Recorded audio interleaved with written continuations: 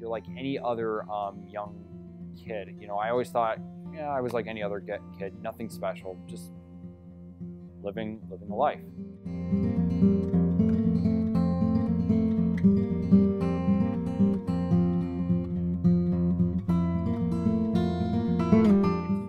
It's hard to actually describe what it's actually like to be, you know, looked on. Like, you have to really experience to understand where I'm coming from. I don't want this to be a pity story. I just want people to understand where I'm coming from.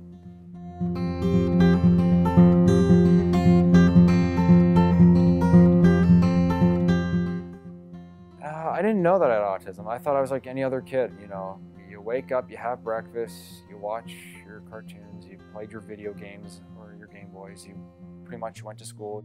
He's always been a very pleasant person, and as a little boy, little toddler or whatever, he was really very easy to be around in many ways.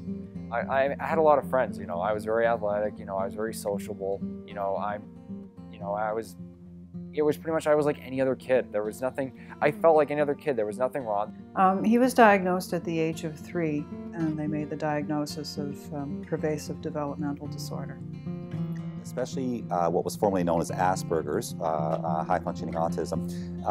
These individuals are quite intelligent, very verbal, and typically their written language is superior. So a lot of times when they are growing up, people refer to them as little professors, because they will use language. You know, it's like they're 5 years old and they're using language that a 15-year-old would use. I've actually read works of Homer and William S. Burroughs and Allen Heisenberg and J.G. Ballard at age 14 and 16. I never wanted him to feel like he was different or that he couldn't do things or anything, but it was time now to have a frank discussion about him, because I was sensing that, and the teachers noticed it as well. They expressed a concern that he appears to be feeling the difference between himself and other kids. You have autism. And I said, what's autism? It's like, well, it's a kind of it's a thing, like a disability. I thought it was ADHD or something, like some type of ADHD. I found out that they were going to be starting a program in middle school for children with autism, and I was advised that that would be the best way for him to get the support he needed in the classroom. September comes and he's very excited about you know, going to school, and the bus comes to pick him up, and you know, it's the first day of school, and he's thrilled because he's going to be in a class with kids like himself. So he gets into the classroom, and it's unfortunately kids who are way more impaired than he is. When I went to school, I was like, oh my God, this is the wrong place. This is not what I should be. Like, I was seeing kids who could either talk limited or who didn't talk. They were learning like things like building blocks or learning grade 3 stuff, which I'm past that. I'm saying, what's this? What's this? I'm like freaking out because it's like, I'm not one of them. I'm not one of the specially needed. I was like freaking out, and I was like, what the hell is this? And I remember coming home so ticked, so completely angry. I was mad. I was burning mad. And my mom said, oh, how was your day? Like, horrible. Like, what is this? What the hell is this? And I yelled and I got completely angry, and I told my principal, why can't I be in the regular class? For Maurice, going to school that day and seeing these kids in the classroom, it's like, they're like me? No way. This was the Kate Carr Character Award. Back in 2006, when I graduated middle school, it was for my hard work in for human rights academics and a good character for a student. The reason why it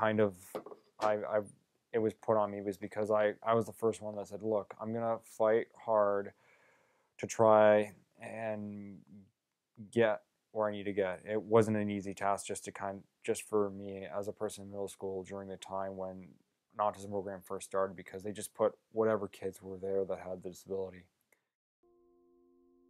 So high school was a better experience for Maurice in the beginning, when we still lived in Mississauga, because they had a program for children with Asperger's syndrome.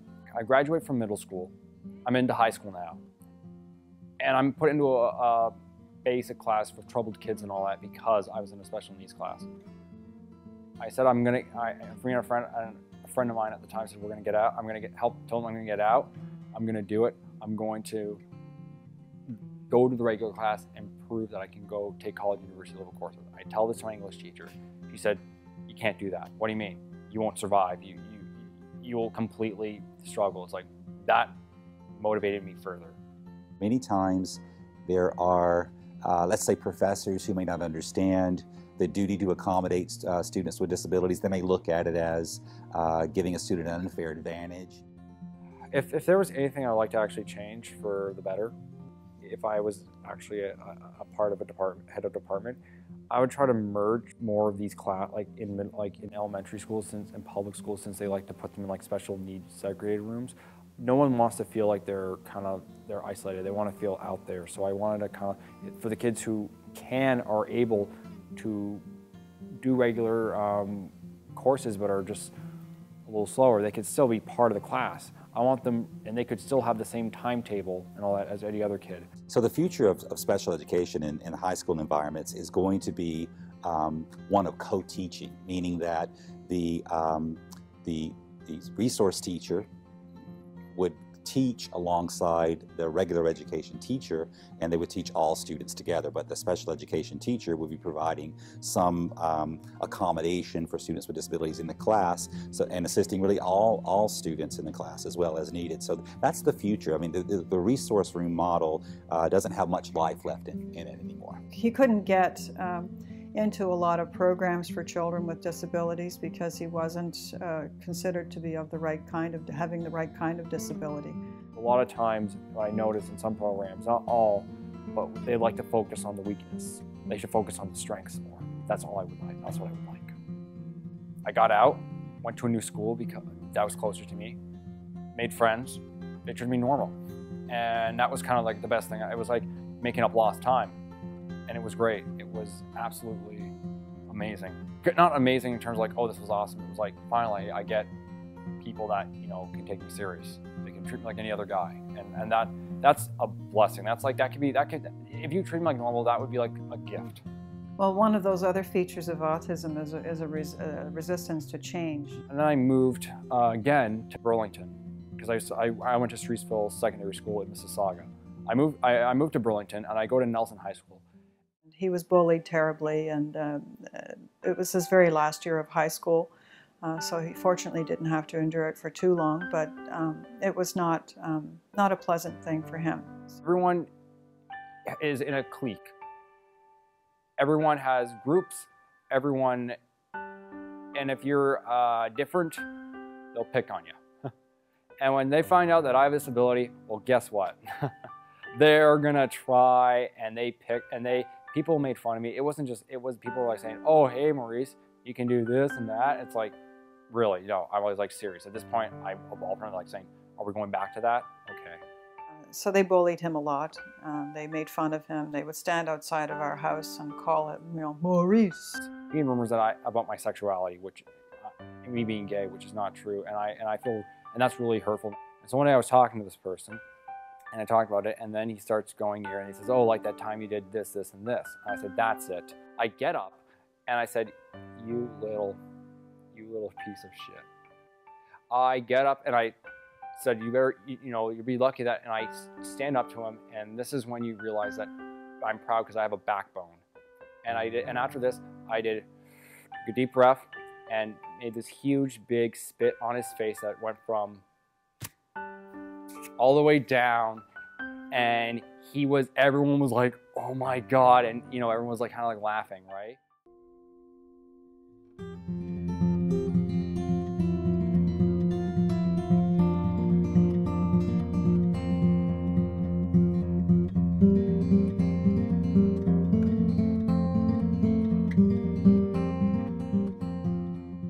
This was a kind of a fascinating series. I don't read as much of it as I used to anymore. When I was younger, like when I was like in middle school, and I was kind of looked at like the freak and the geek. I saw myself as like a flawed person. And then one day, I just kind of got me into reading in the medium of graphic art. Ultimate Spider-Man. What fascinates me about this is that I prefer stories that are about flaw, not about perfection, about about things that we do are going to create, little things can create big consequences. Things that are about perfection, that doesn't fascinate me. Never has and never will. Something perfected is, to me, completely ludicrous. Something that's too escapist or too perfect or white washed or red. That I don't like. I prefer things that are flawed. Early on in later high school, high school, I discovered a love of technology, a love of creating stuff and recording. I was always a big movie geek. I was a TV geek. I was anything that had story in it. I would go on it, and I like to create stuff. The other aspect of autism is persons with autism can have exclusive areas of interest. I did go to a psychologist and had him reassess, though, because I wanted to know, what I needed to do to help him get through college, if there was any extra support he would need through the college and so on. Many times the person with autism will have difficulty adhering to social norms. Well, that's the advantage with Final Cut 10 is I see organization, and I'm an organizing freak, I'm a neat freak. I just can't, if I see anything, regardless, unorganized, I have to put it in organized order.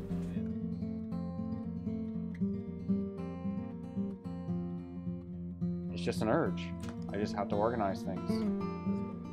Persons with autism can be very goal-oriented, so their behaviors can be quite goal-oriented. Autism? It's just a word. The same thing as normal. What is normal? It's a myth. Yes, you have some problems. Yes, you're different. Yes, your brain function. But does that define you as a person? It's better. Human. That's all that matters. To me, it's just a word. I know it's a disability, a social disability, as well as a mental disability. At the end of the day, it doesn't really matter what you call it.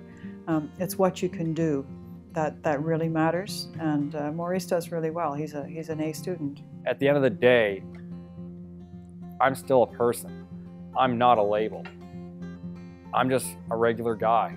The word normal or this is right or wrong, what is right or wrong these days? We don't live in this white and black world. Why should we follow this mentality that's been written in stone since the 1950s or even further to the 40s about this is right or wrong? We've evolved, we've accepted. So what is it? I honestly think normal is the stupidest word that has ever been put. What is normal at this point?